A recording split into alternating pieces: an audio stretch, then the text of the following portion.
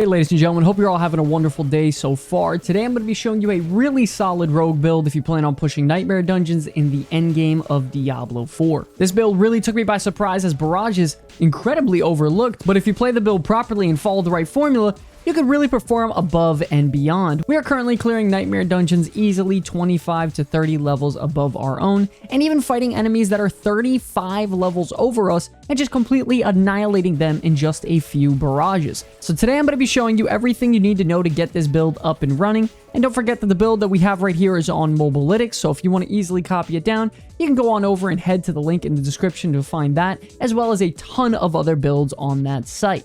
Now, without wasting any more time, let's dive right into it. Okay, ladies and gentlemen, we're in game right now with our Barrage build, and we have been performing very, very well with this build, pushing nightmare dungeons 25, 30 levels higher than us. No problem, as you can see from the clips. We're going to be quickly breaking down, the legendary aspects, Paragon Board, skill tree, everything you need to know to get this build up and running, to go ahead and kick some butt with it, man. Don't forget, timestamp in the description below. We also have the Mobilytics link if you want to follow a written guide instead. Let's get it going. Starting off with our headpiece, we decided to put on the Umbrus because we're going to be critically striking with this ability a lot. And it's going to be giving us a lot of dark shrouds. By the way, don't forget, when it comes to your head, chest, legs, and amulet, it's a really good opportunity to get affixes that are really good defensively for you. For example, we have total armor increase here, life on kill, maximum life. All these things are generally really good. Moving on to our chest piece now, we have a Runic Mail of Might, damage reduction on our chest piece with total armor, max life, controlled impaired duration reduction, all really good things. Moving on to our gloves now. These are money in the bank. We have critical strike chance, lucky hit chance, barrage, and 15% damage with critically striking with our imbued skills, which is going to be pretty much 24/7 we're critically striking with this build. And we're also getting the Icy Alchemist gloves as well. These are a massive, massive damage increase. Super, super powerful. A must-have for an offensive aspect. Moving on to our pants. Warlords of Disobedience. 30% damage after killing enemies. Pretty good. I mean, I would prefer maybe health or something. We got damage reduction, dodge chance, and then damage reduction from close enemies as well. All really good things. Disobedience, also mandatory. Penitent Greaves are super, super powerful. Chills everyone. Allows us to shadow imbuement, and then we'll get that explosion from our Icy Alchemist very easily. Everyone will get frozen very easy. It's a very, very strong piece of gear. Also applies crowd control. It is super good. Next up, we have branching volleys on our two-handed crossbow. The item level is a little bit low, but it is what it is. But it's really, really good stat rolls. We got vulnerable damage, critical strike damage, dexterity, damage to close, and then obviously it's a crossbow, so extra vulnerable damage there. Remember, ladies and gentlemen, when we're talking about increasing our damage by a lot, you want to focus on vulnerable damage, critical strike damage. Those are your top two, and then I would say critical strike chance and damage to close enemies. Those are the really, really big ones. And then obviously, if you can get your main stat in there somewhere just for free, go ahead and do that as well. Those are going to be the biggest DPS increases. Moving on to our one-handed weapons, we got Edge Masters on our sword. Generally, we're going to have a lot of energy from how fast people are dying and how much shadow imbuement we apply to get our energy full. So we're going to get a lot of value out of this. Once again, critical strike damage, core skill. I wish I can get vulnerability on there. It is what it is. We have what we have. On this one right here, we have the expectant legendary aspect, going to increase our combo point, dump, which is going to be barrage, by 30% once we have 3 combo points. So very, very powerful. Core skill, dexterity, damage to close, critical strike damage. Once again, if you can get vulnerable on there, go for it. I'm not having too much luck with it though. On our rings, we have the rapid loop to increase the rate at which we actually gain those combo points. So we have basic skills getting 21% attack speed, super strong, critical strike chance, damage to close, vulnerable damage. Crit damage is also very good, as well as maximum life as well. Moving on, we have Band of Corruption. Imbuement skills deal 32% damage increase to vulnerable enemies. And then we have crit chance again, damage to close, max life. I would love critical strike damage or vulnerable damage on there. It's just very hard to get some good jewelry this season with, having to roll the right heart, having to get the Malignant Heart itself, getting the legendary aspect on there, upgrading it, rolling the aspect. Like, it is a chore. So getting jewelry is very, very difficult. And then lastly, we have accelerating on our neck piece as well. You can potentially swap this with disobedience if you're having defensive struggles. But I really like accelerating on the neck piece. Increase that attack speed as well. Very, very strong stuff. Damage reduction from close. Energy cost reduction so we can spam. That's our legendary aspect setup. Let's go on to the Malignant Hearts now. As you can see, we have the triple imbuement Malignant Heart here. I think it's Vile Apothecary. Very, very strong with this build. The Barber actually doesn't work properly with Barrage. It actually bugs it out a lot, and it's really just messed up. So definitely don't use the Barber with Barrage. You want to rock this triple imbuement. Moving on, we have critical strike damage increase. This is going to be mandatory because we're pretty much critically striking every single time that we shoot with Barrage anyways. So we're pretty much just getting a flat 80% damage multiplier. It is absolutely insane, a must-have. And then lastly, Revenge, Brutal Heart as well, which reduces the amount of damage that we take incoming, and then we can, you know, use it to explode. The explosion's very mediocre, but the flat damage increase is huge this season, especially with how squishy everyone is. Very, very mandatory, super strong stuff. Once again, don't forget to check out that Mobalytics link. You'll get everything you need there from A to Z, man. It is a super, super awesome way to just copy all this down and get it going. Moving on to our abilities now. Let's go on to the skill tree really, really quickly. We're rocking Puncture with the vulnerability. It is by far the strongest one out there. We're going with Barrage, obviously, with the Advanced Barrage to pretty much maximize our critical strike chance when we're shooting Barrage pretty much every single time. So it's constantly going to be ricocheting. As you can see with Enhanced Barrage, the ricochet chance is increased by 100% when it either attacks a vulnerable enemy or critically strikes an enemy. So, you know, 100% on the ricochet allows us to shoot our imbuements out and our imbuements to spread across to everyone on the screen. It's very, very powerful. We're taking Sturdy, and then we're moving on down to Shadow Step as well as Methodical Shadow Step for the stun. You need some sort of Unstoppable. If you don't, you're going to struggle pretty badly. Weapon Mastery is very good. 15% increased critical strike damage for the crossbows. After knocking back or knocking down an enemy, you gain 12% increased critical strike chance against them for 3 seconds. Adding all these stuff together, we pretty much have 100% crit chance on all of our abilities. We're just non-stop critting, so the value out of it is super powerful. We're going to get Poison Trap with the countering Poison Trap for the imbuement reset, which is super strong. Allows us to shoot our imbuements a lot more often. 3 out of 3 Exploit and Malice for the big damage increase. And then we're grabbing Dark Shroud, ladies and gentlemen, because of our Umbrous headpiece. I get this question asked all the time. Why in the world am I taking Dark Shroud and upgrading it? This is the reason why, because we're getting free Dark Shrouds and we're going to upgrade it like this. Critical strike chance, and then chance to not be consumed. It's very, very valuable. It takes 3 points. Big upgrades right there. We're going to go into Shadow Imbuement with the Blended Shadow Imbuement for the vulnerability, which allows us to ricochet 100% of the time when Shadow Imbuement explodes. 1 point into Shadow Crest and 2 into Consuming Shadows. Anything more than 2 points, it's absolutely overkill. You get full energy anytime anyone explodes anyways.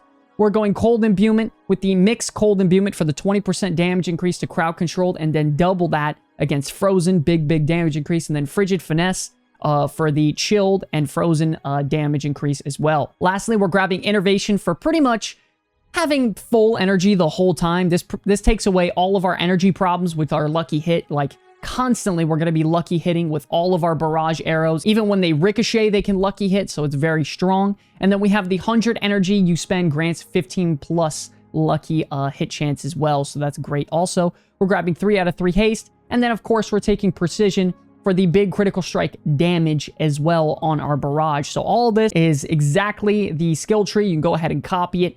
Moving on now to the Paragon Board. This is where things get very interesting and your damage skyrockets on this class in multiple different areas.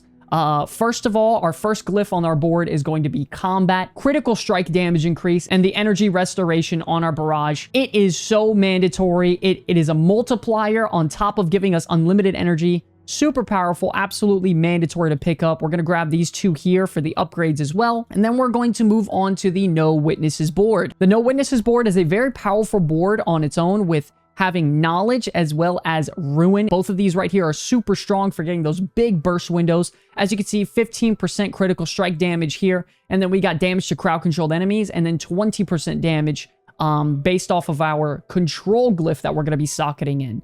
Control glyph is super good. It's not a multiplier, but 88% plus damage reduction is super good. And then it amplifies our damage to frozen and chilled targets even more. There's a lot of intellect you can get on this board. So overall, it's very, very powerful. We're going to get off of this board after that. And we're going to move on to the Tricks of the Trade board. We're going to rotate it like this to where your legendary is in the top left. And then we're going to rush down to the critical strike damage with grabbing Havoc right here and all these multipliers here. Super, super powerful. We're going to grab some extra defense here. And then we're going to socket in our Exploit glyph. This is another multiplier. Vulnerability is a multiplier, critical strike damage, and your primary stat are all multipliers. Pretty much like having an additional weapon in your arsenal that you're equipped with vulnerable damage. It's super powerful. Focused here as well. And then after that, we're getting off of this board. If I had more intellect, I mean, I would be gaining a lot extra damage, but it is what it is. Brawler up top is really good as well for the damage reduction. We're going to be moving on to the cheap shot board. Critical strike damage to crowd-controlled enemies is very big, as well as the damage increase to enemies that are crowd-controlled. There's good survivability here, damage reduction against elite. There's 2 other good ones here, damage reduction from slowed, 15% damage to crowd-controlled enemies. And so this is a very good board as well. And then if you do have enough points, which I don't think you will, but if you do, lastly, I would go on to the Eldritch Bounty board to amplify our damage there. But overall, this is the Paragon board, very straightforward. Just remember, try to stack those multipliers as much as you possibly can. Critical strike damage, vulnerability damage, all those things are very strong, as well as dexterity. You definitely want to stack all that as much as you can, damage to close enemies, and you'll be just fine. The build is very, very straightforward. Now, ladies and gentlemen, let's move on to some gameplay. Let me show you all how it's done, and let's break it down for you guys. Okay, ladies and gentlemen, we are in game right now with our kick-ass Barrage build, man. We're going to be pretty much breaking down the rotation, the gameplay preview, showing you how this build actually works in a Nightmare Dungeon scenario, since that's pretty much all the content there is to do in this freaking game. We're in a Nightmare Dungeon 54 right now. Before we start any combat encounter, pop that XP potion, man. Get the XP rocking and rolling. Get me through this terrible season that is Season 1. And the rotation for this is very simple. You're going to want to activate Cold Imbuement before the combat encounter officially even starts. Once you head into the combat encounter, you want to go up to whoever is the primary target, get 3 combo points, triple combo point Barrage Cold Imbuement into them, and then after everyone's chilled, you could triple combo point into a Shadow Imbuement, and then swap back over to Cold Imbuement. If you get Unstoppable, you could Shadow Step. If there's 2 elites at one time, you can knock them down with the Poison Trap. It's a very simple, straightforward rotation, man. With our critically striking and attacking the vulnerable enemies, we should be ricocheting 24/7. Let's see how it goes.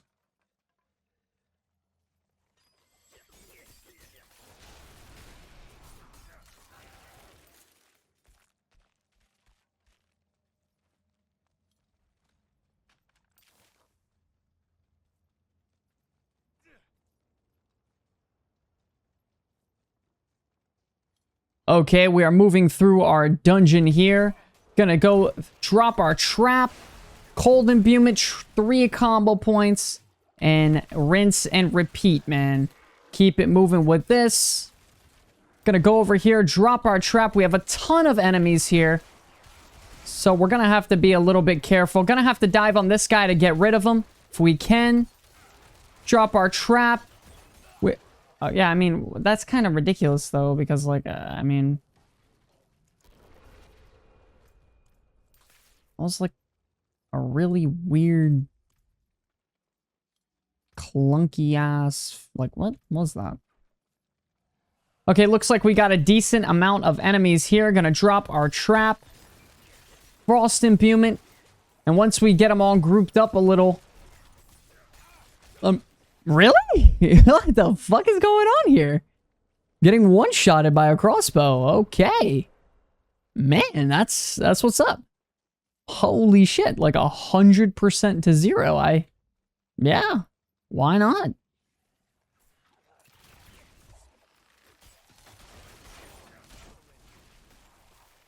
Now I'm dead. Wow, I'm actually gonna wipe.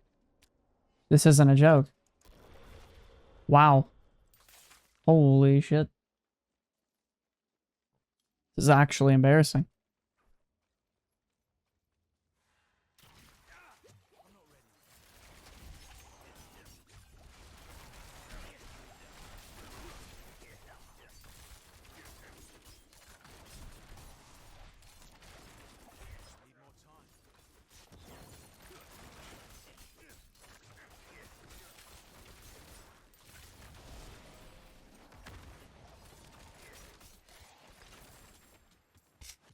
What a joke. Gonna activate our Cold Imbuement here. Got a decent amount of enemies. Gonna lead them in here. Shadow Imbuement. 3 combo points. Not too bad. Keep it moving. Cold Imbuement. Big damage. Now, the damage on this build is 1000% not a problem at all.